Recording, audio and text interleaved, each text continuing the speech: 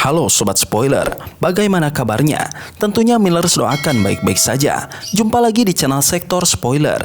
Di video kali ini, Millers akan bahas kelanjutan cerita dari Donghua series Renegade Immortal episode 79.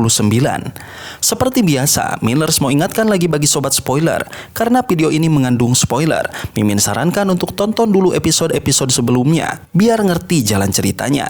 Tapi buat Sobat Spoiler yang gak sabar dan udah siap dengerin kelanjutan ceritanya, langsung saja kita gas ke ceritanya. Di episode selanjutnya, roh binatang melayang di udara, menelan jiwa dan berbalik dengan penuh kebencian ke arah Wang Lin. Meskipun terkekang oleh perangkap binatang, nalurinya tetap liar dan penuh perlawanan. Tak mudah dikendalikan oleh siapapun, apalagi oleh seorang manusia. Namun, Wang Lin tetap tenang. Ia membentuk segel dengan tangannya dan mengarahkannya ke kereta perang di sampingnya. Seketika, rantai-rantai kuat melesat keluar dari dalam kereta, melingkari roh binatang dan menariknya dengan kekuatan yang tak tertahankan. Makhluk itu meronta, mengerahkan seluruh tenaganya untuk melepaskan diri. Tetapi rantai itu seolah memiliki daya magis yang tak bisa diatasi. Sedikit demi sedikit, roh binatang terseret kembali ke dalam kereta perang. Tubuhnya menyusut perlahan hingga akhirnya lenyap, terserap sepenuhnya. Ledakan kecil terjadi ketika kereta perang itu kembali ke bentuk semula, berubah menjadi perangkap binatang yang terbang dengan cepat menuju Wang Lin. Mata pria itu bersinar saat ia menyambutnya dengan tangan terbuka. Sambil menggenggam batu roh berkualitas tinggi, ia mengalirkan energi spiritualnya untuk menenangkan perangkap tersebut. Perangkap binatang buas itu mulai menyerap energi dari tubuhnya dengan rakus. Wang Lin mengalihkan aliran energi ke batu roh di tangannya, berusaha mempertahankan kekuatannya. Proses ini berlangsung lama, menguras tenaga dan keringatnya hingga akhirnya isapan itu melemah. Batu roh yang sebelumnya bercahaya kini hancur menjadi debu di telapak tangannya. Kereta perang pembunuh dewa memang luar biasa, sebuah harta celestial yang kekuatannya tak terbayangkan. Namun, Wang Lin sadar bahwa menggunakan alat ini terlalu beresiko. Roh binatang yang berada di dalamnya terlalu buas, dan perangkap itu sendiri menuntut terlalu banyak energi. Jika terus dipakai tanpa perhitungan, bisa jadi ia sendiri yang akan terkuras habis. Tanpa membuang waktu, Wang Lin segera melesat pergi. Ia tahu bahwa lantai 3 dari makam ini sangat berbahaya, dan ia harus meninggalkannya secepat mungkin. Kata-kata pria biadab di lantai 2 masih terngiang di kepalanya. Seorang dukun 7 daun setara dengan seorang pembudidaya transformasi jiwa, musuh yang tak mungkin ia hadapi dalam keadaan saat ini. Pikiran Wang Lin terus berputar. Ia bertanya-tanya, apakah kereta perang pembunuh dewa memiliki kekuatan untuk menandingi seorang pembudidaya transformasi jiwa? Namun, ia sadar bahwa perbedaan antara formasi jiwa dan transformasi jiwa bukan sekedar angka, melainkan perbedaan mendasar dalam kualitas kekuatan.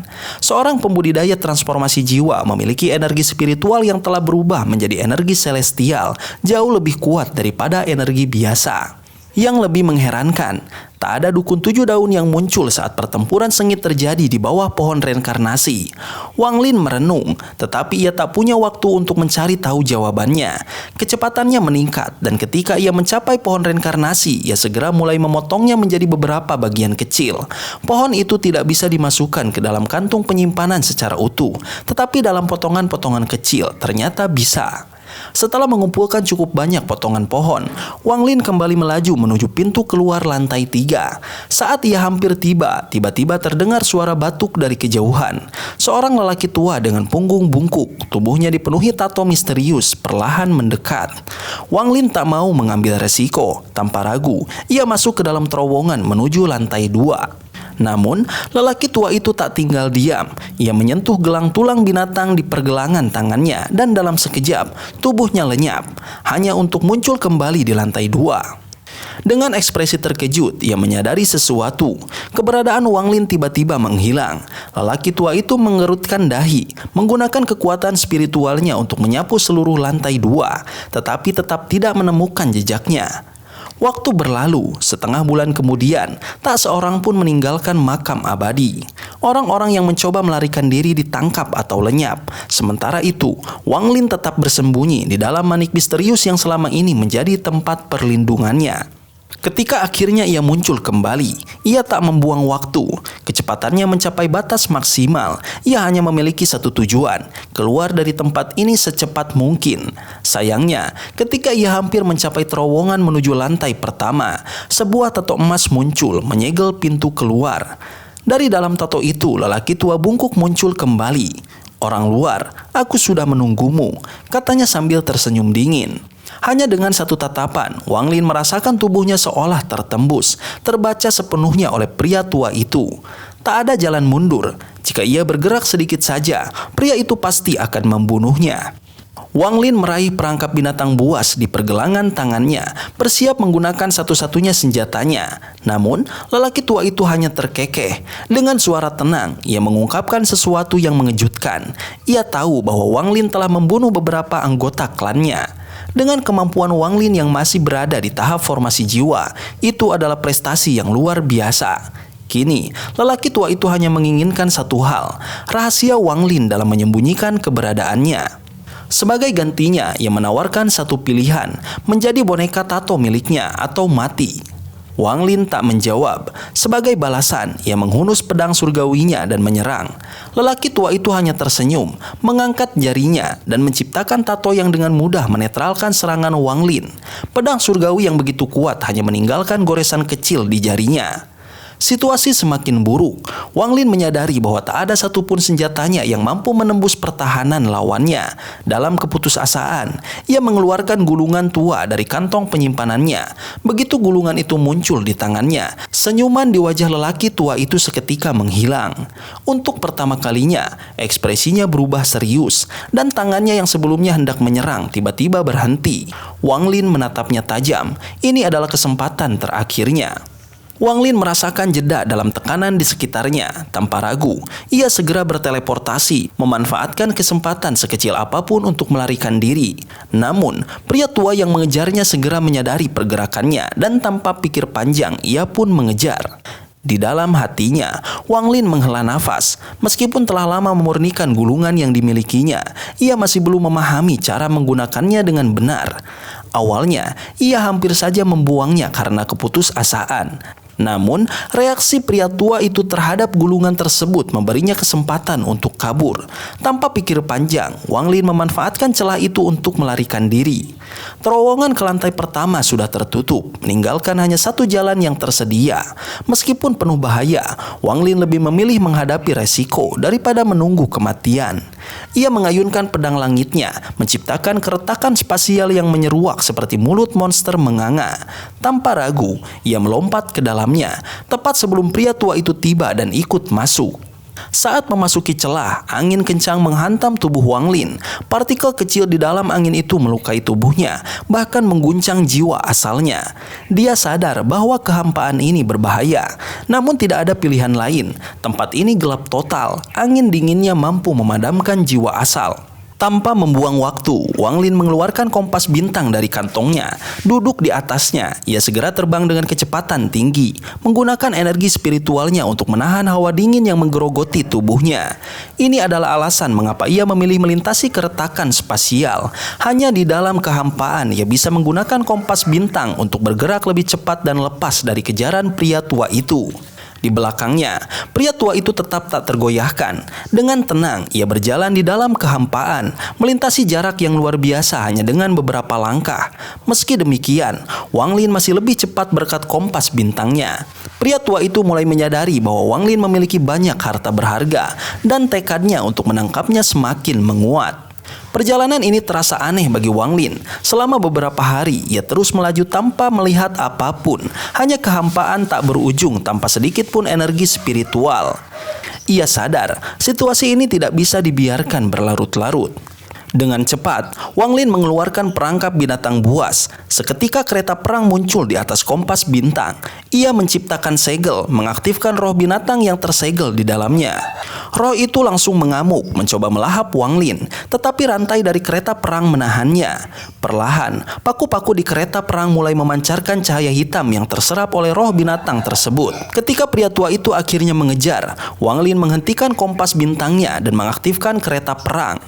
Roh binatang buas itu langsung menyerang pria tua itu, tetapi terhenti 3 inci dari tubuhnya oleh lapisan tato yang melindunginya. Meski begitu, dorongan serangan roh binatang mendorong pria tua itu mundur sejauh 1000 kaki. Matanya memerah, tato di tubuhnya mulai bergerak liar, berusaha menekan roh binatang tersebut. Wang Lin segera mengayunkan pedang langitnya. Cahaya hitam menyambar tubuh pria tua itu, menghantam pertahanannya dan menambah tekanan pada roh binatang yang mengamuk. Pria tua itu tidak tinggal diam. Ia mengaktifkan gelang tulang di pergelangan tangannya, melepaskan cahaya hijau misterius yang mengubah seluruh kehampaan di sekitarnya. Saat cahaya hijau itu muncul, Wang Lin merasakan sesuatu yang mengerikan. Benih aneh yang sebelumnya tertanam di jiwanya mulai tumbuh dengan kecepatan yang mengkhawatirkan. Menyadari bahaya yang semakin besar, ia segera berbalik dan melesat pergi dengan kompas bintangnya. Roh binatang yang sebelumnya bertarung melawan pria tua itu tiba-tiba kehilangan semangat bertarungnya. Dengan enggan, ia kembali ke dalam kereta perang, meninggalkan Wang Lin sendirian dalam pelariannya. Sementara itu, pria tua itu berdiri diam, tidak lagi mengejar. Ia menatap dadanya, di mana 3 luka dalam menghiasi tubuhnya, memperlihatkan tulang di bawahnya. Luka-luka itu adalah hasil dari tebasan pedang langit Wang Lin.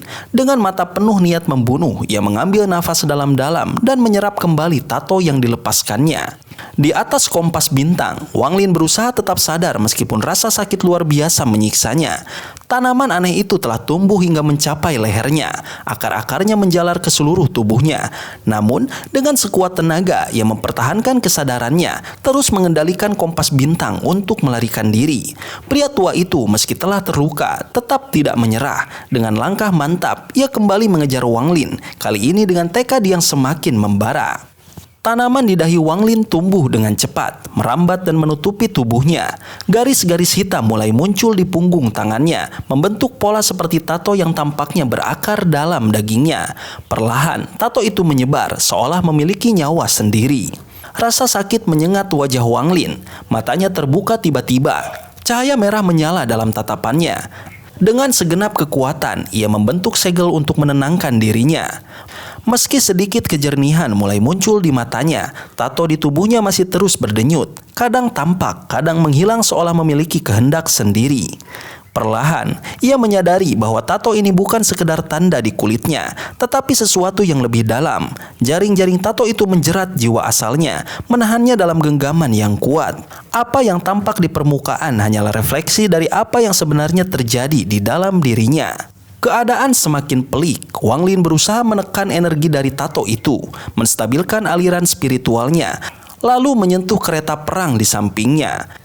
Dalam sekejap, benda itu berubah kembali menjadi gelang dan melingkar di pergelangan tangannya. Dengan cepat, ia menggunakan batu roh berkualitas tinggi untuk menetralkan pengisapan energi dari gelang tersebut. Pandangannya beralih ke belakang, menembus kehampaan. Dia tahu seseorang masih mengejarnya. Sosok lelaki tua yang terus memburu tanpa henti, semakin mendekat setiap saat. Jika bukan karena kecepatan luar biasa dari kompas bintang, Wang Lin pasti sudah tertangkap.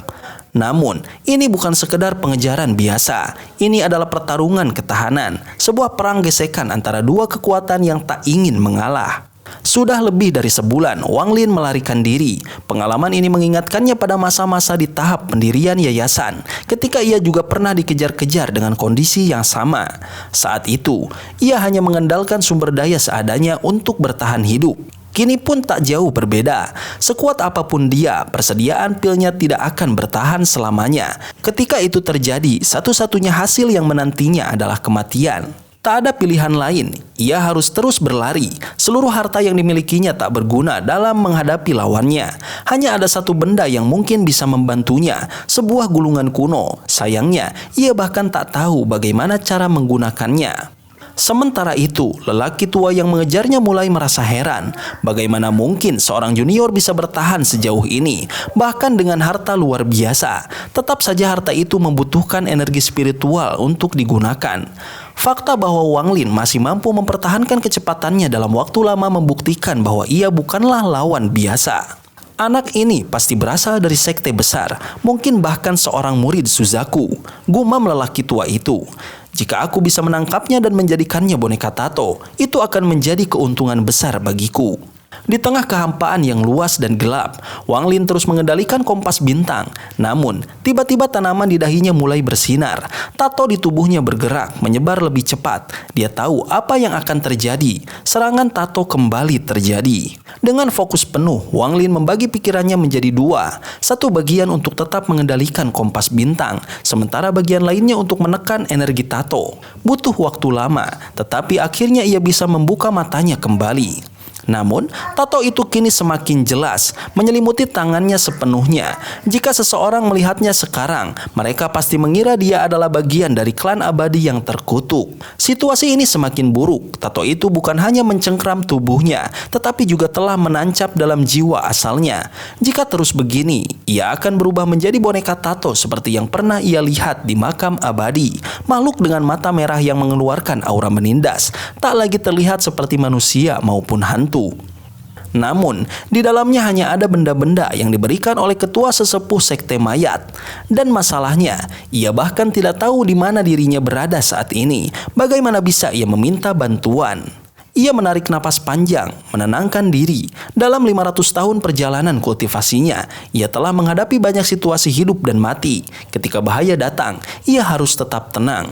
Pikiran Wang Lin mulai mencari solusi. Jika tato ini berasal dari tanaman di dahinya, maka itu berarti ia berhubungan dengan elemen kayu. Dan jika ada elemen kayu di dalamnya, maka ada kemungkinan bagi surga yang menantang manik-manik untuk menyerapnya. Dengan tekad bulat, ia mengambil keputusan. Ia menunjuk dahinya dan mengaktifkan manik yang menentang surga. Dalam sekejap, manik abu-abu muncul, menampilkan gambar beberapa daun kecil yang samar. Wang Lin menatapnya dengan harapan, lalu mengalihkan energi spiritualnya untuk mempercepat kompas bintang. Meskipun hanya sesaat, itu cukup untuk memberinya ruang gerak. Dengan hati-hati, ia memusatkan seluruh perhatiannya pada jiwa asalnya, memaksa tato untuk kembali ke dahinya. Tanaman iblis pun mulai muncul di antara alisnya. Daunnya perlahan berkembang. Wang Lin menggigit bibirnya menahan sakit. Tubuhnya bergetar hebat. Jika teori ini salah, maka ia hanya akan semakin memperburuk keadaan. Namun, tiba-tiba cahaya hijau samar keluar dari manik. Mula-mula lemah, tetapi semakin lama semakin terang. Daun tato yang baru saja terbuka bergetar hebat, lalu tercabut dari tubuhnya dan terserap oleh manik tersebut. Seketika itu juga, kejernihan kembali ke matanya. Wang Lin nyaris tak bisa percaya, itu berhasil. Tanpa membuang waktu, ia segera menarik kembali manik-maniknya dan kembali fokus mengendalikan kompas bintang. Lelaki tua yang mengejarnya tiba tepat setelahnya. Wajahnya dipenuhi keterkejutan. Bagaimana mungkin anak ini bisa memiliki sesuatu yang dapat menghilangkan benih tato? Namun, bagi Wang Lin, pertanyaan itu tidak penting. Kini ia tahu bahwa manik itu dapat menyerap tato. Artinya ia memiliki kesempatan untuk bertahan hidup lebih lama. Fokusnya sekarang hanyalah satu, terus melarikan diri hingga pengejarnya kehabisan tenaga lebih dulu. Ia tersenyum kecil, menyentuh dahinya dan bergumam. Ternyata ada keberuntungan dalam kemalangan ini. Perjalanan masih panjang, tapi harapan mulai muncul. Kini ia hanya perlu bertahan sedikit lebih lama, dan kemenangan akan berada di dalam genggamannya. Sobat spoiler, itulah spoiler dari Donghua series Renegade Immortal, episode 79. Tentunya spoiler ini tidak akan sama persis dengan episode sesungguhnya. Maka dari itu, jika ada kesalahan dalam kata ataupun istilah, serta kekurangan atau kelebihan durasi, harap dimaklumi. Dan jangan lupa untuk mendukung channel ini terus berkembang dengan cara like, share, dan subscribe, supaya kalian gak ketinggalan update terbaru dari channel ini. Terima kasih banyak udah nonton video ini sampai akhir Sobat Spoiler. Kritik dan saran positifnya silahkan di komentar. Sampai ketemu lagi di video berikutnya. Tetap semangat dan sampai jumpa.